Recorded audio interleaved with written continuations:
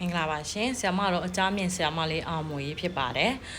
အဲ့တော့ဒီနေ့ကဘာလာပြောပြလဲဟေးဆိုလို့ရှိရင်တနင်္လာသားသမီးများရဲ့စိတ်နေစိတ်ထားလေးကိုခဏတာလာရောက်ဝကြည့်ပေးတာပေါ့နော်အဲ့တော့တနင်္လာသားသမီးအများစုကိုပေါ့နော်လူတွေကပြောကြတဲ့အတ္တကြီးတဲ့စာအုပ်ထူတဲ့သူတို့အလို့ပဲရတယ်သူများအလိုမရဘူးအဲ့လိုမျိုးလေးတွေအများကြီးစွန့်ဆွဲမှုတွေရှိတယ်အိမ်တွင်းရင်းထဲမှာဟေးဆိုရင်လည်းပဲသူတို့ကအနင်းနာခံတလောက်ကိုမျက်နှာကောင်းမရတာမျိုးလေးတွေကိုဆရာမတွေ့တယ်ပေါ့နော်အဲ့တော့ကျမတွေ့ဘူးတဲ့တနင်္လာသားသမီးများတွေကတော့တနင်္လာသားသမီးများတွေကဘာလဲဟေးဆိုသူတို့ဘဝမှာရှားပါဆုံးအရာဘာလဲဟေးဆိုရင်လေသူတို့အင်မတန်မှလည်းရှာတတ်တယ်တော်တော်လဲတောင်ဖို့ထားတတ်တယ်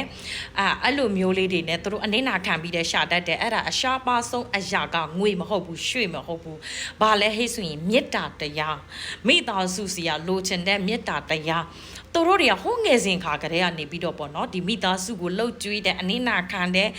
အဖက်ဖက်ကနေပြီးမိသားစုတော်တော်လေးကုညင်မှုတွေပေးတတ်တယ်မိဘနဲ့ဒန်းတူသူတို့ကရုန်းကန်ရှောက်ပွေကြွေးမွေးတတ်တယ်ညီကောင်မနမပေါ်မှာကအစာအရန်လဲနင်းနာခံတတ်တယ်သူတို့ဘဝဘလောက်ပဲပိန်ပန်းပါစေသူတို့ဘဝဘလောက်ပဲစိတ်ရင်းစရာလေးကြုံနေပါစေဘလောက်ပဲခက်ခဲစွာရှင်တိုင်ရပါစေတဲ့ဒီမိသားစုဒီမိသားစုပေါ့နော်အစိမ်ပြေဖို့ညီကောင်မနမမိသားစုလေးတွေအစိမ်ပြေဖို့ကိုယ့်ရဲ့ညီကောင်မနမတွေ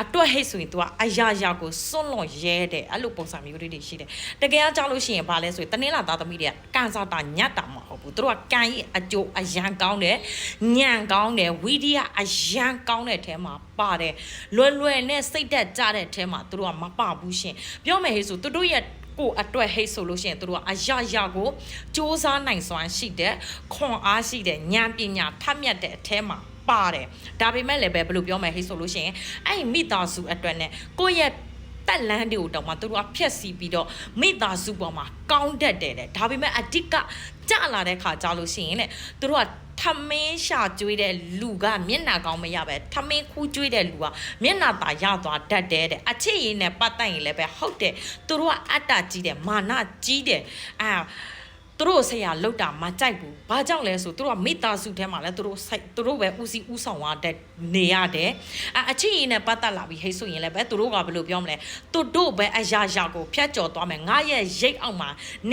ေတက်မယ်ဟိတ်ဆိုတသက်လုံးစားအဲ့လိုမျိုးနေအတွက်ဘာတစ်ခုမှမပူနဲ့ဆိုတဲ့ပုံစံမျိုးအရိတ်အောင်တော့အကောင်းပေးတတ်တယ်။ဒါပေမဲ့တနင်္လာသားသမီးတွေကစကနာတော့မထိုးနိုင်ဘူး။သူတို့ကဖျက်ထိုးညာကောင်းတဲ့အတွက်ကြောင့်ဘယ်လိုပြောမလဲဆိုစကားနဲ့ပတ်သက်ပြီးသူတို့ပြိုင်ပြီးရှင်ပြီးသွားပြောလို့တော့ဘယ်သူမှမနိုင်ဘူးရှင်အဲ့လိုမျိုးအဲ့တော့ဘဝကိုလည်းအတိအကျမှန်ကန်စာနဲ့သွားတတ်တယ်လို့စီးပွားရေးရှာပြီးဟဲ့ဆိုရင်လည်းပဲသူတို့ကစီးနဲ့ဇနစ်နဲ့သွားတတ်တယ်ဘဝမှာဦးစီးဦးဆောင်နိုင်စွမ်းရှိတယ်တဲ့နော်စီးပွားရေးနဲ့ပတ်သက်ပြီးလုံမလားဘလို့နီးနဲ့လုံမလားအကုန်လုံးသူတို့ကထပ်မြက်တယ်လုံနိုင်တယ်ဒါပေမဲ့အဲ့ဒီအချစ်ချင်းမေတ္တာနဲ့သူတို့လိုချင်တဲ့ချစ်ချင်းမေတ္တာသူတို့လိုချင်တဲ့မိသားစုရဲ့နှွေးထွေးမှုသူတို့ချစ်တဲ့လူတွေစီကနှွေးထွေးမှုလေးတွေကိုလိုချင်တဲ့အတွက်ကြောင့်မလို့သူတို့ကတစ်ခါတလေမှာစိတ်တက်တယ်ဘုံကြတတ်တာအဲ့ဒါလေးတစ်ခုပဲရှိတယ်တဲ့နော်ငွေရှာတော်တယ်ငွေသုံးလဲတော်တတ်တယ်စစ်ဆက်နဲ့လောက်ကင်စားတော့တတ်တယ်ပညာရေးနဲ့ပတ်သက်အရန်ကိုတင်ရလွယ်ကူတာသူတို့တွေကပညာရေးနဲ့ပတ်သက်ရင်လည်းတင်လွယ်တယ်စက်ပစ္စည်းအတုတပြက်စက်ပစ္စည်းတွေနဲ့ပတ်သက်ရင်လည်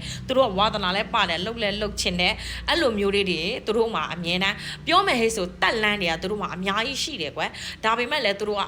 နောက်ကိုကြည့်ရတာသူတို့ကိုကြိုးကြည့်တယ်ဟဲ့ဆိုတာဒါနောက်ကမိသားစုကိုသူတို့ကအမြဲတမ်းကြည့်တာဥမာအိမ်အောင်ရေးနဲ့ပတ်သက်ပြီးဟဲ့ဆိုရင်လည်းပဲအိမ်အောင်ကြမယ်ဟဲ့ဆိုအိမ်အောင်ယူဖို့အတွက်ကိုသူတို့ကအကျဉ်းခေါက်တာစဉ်းစားနေတတ်တယ်ဒီမိသားစုရဲ့နဲ့အဆင်ပြေပါမလားငါအိမ်အောင်ပြုတ်လိုက်တယ်ငါဘွားငါယုံထွက်သွားတယ်ဟဲ့ဆိုရင်ကြံခဲ့တဲ့မိသားစုကရောအဆင်ပြေပါမလားအဲ့ဒါကြောင့်မလို့ဆရာမပြောတာဘယ်လိုပြောမလဲတော့ရင်ပြိုကြီးလူပြိုကြီးဖြစ်တယ်ဟဲ့ဆိုတာဘယ်လိုမျိုးနေနံရဖြစ်တယ်လဲဟဲ့ဆိုလေတနင်းလာနဲ့တနင်းကနေကပြိုကြီးလူပြိုကြီးဖြစ်တာများတယ်ဘာကြောင့်လဲဆိုသူတို့ကအတွေးလေနက်လေးတွေးလေနက်လေးသူများ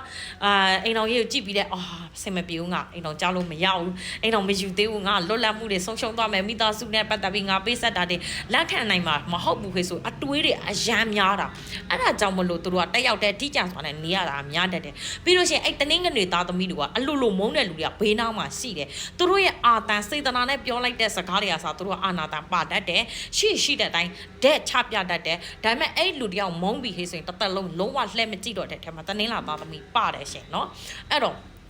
တတင်းလာသားသမီးတွေကဘယ်လိုပြောမလဲကောင်းမယ်ဟေးဆိုရင်လည်းကောင်းပြီဆိုရင်သူများတဲ့အရန်ကောင်းတယ်အဲ့တော့ဆရာမပြောချင်တာကတော့ဘယ်လိုပြောမလဲဟေးဆိုရင်တတင်းလာသားသမီးပိုင်ဆိုင်ထားတယ်ဟေးဆိုသူတို့ရဲ့အတွင်းပိုင်းကိုမြင်အောင်ကြည့်သူတို့ကစိတ်ရင်းအရန်ကောင်းပြီးတောင်းဝန်ယူမှုတောင်းဝန်ခံမှုရှိပြီးအားကိုထိုက်တဲ့လူထဲမှာပါတယ်အဲ့လိုမျိုးဒါပေမဲ့သူတို့ကတော့မာနသွားပြိုင်လို့မရဘူးစကနိုင်သွားလူလို့တော့မရဘူးအဲ့လိုမျိုးသူတို့ရိတ်အောင်မှနေတတ်ရင်နေသူတို့တစ်ခါကောင်းရင်သူတို့ကဆက်ခါပြန်ကောင်းဖို့အတွက်အဆင့်သစ်ပဲ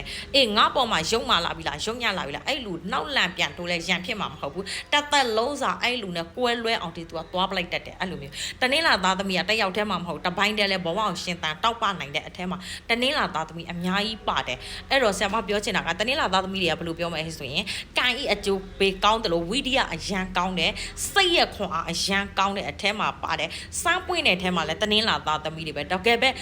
တကယ်ချစ်တဲ့ချစ်စင်နဲ့သွားတွေ့ရင်လဲတစ္ဆာဖောက်ခံရတာလဲအဲ့တနင်္လာသားသမီးတွေပဲဘဝမှာချစ်ပြီးဟေ့ဆိုရင်လဲအဆုံးဆုံးတီချစ်တတ်တဲ့အနည်းနာခံပြီးချစ်တတ်တဲ့စကားတွေကတော့ဘယ်လိုပြောမလဲပန်းနုသွေးမဆန်တတ်ဘူးသူတို့ကအဲ့လိုတဲ့ဆိုတဲ့ပဲပြောတတ်တယ်ဘယ်လိုပြောမလဲတစ်ခါတလေမှာ fighter လို့ဘာလို့နဲ့သူတို့ကကြမ်းထမ်းတတ်တယ်တကယ်စိတ်ရင်ကိုကြည့်မယ်ဆိုအရန်နူးညံ့တဲ့ထဲမှာပါတယ်ရှင်တနင်္လာသားသမီးတွေအဲ့တော့ဆရာမပြောချင်တာကမိသားစုရေးတည်တံ့ထားကိုယ့်ရဲ့တက်လန်တီးတက်ထားဘာကြောင့်လဲဟဲ့ဆိုရင်တနင်္လာသားသမီးတွေကသူများကိုအားမကိုတဲ့အတွက်ကြောင့်မလို့နောက်ခံအားကိုလည်းမရှိဘူးအဲ့တော့ကိုအမြဲတမ်းမြင့်တင်နိုင်အောင်အမြဲတမ်းစူးစမ်းနေတာအကောင်းဆုံးပဲလို့ဆရာမအကြံပြုချင်ပါတယ်ရှင်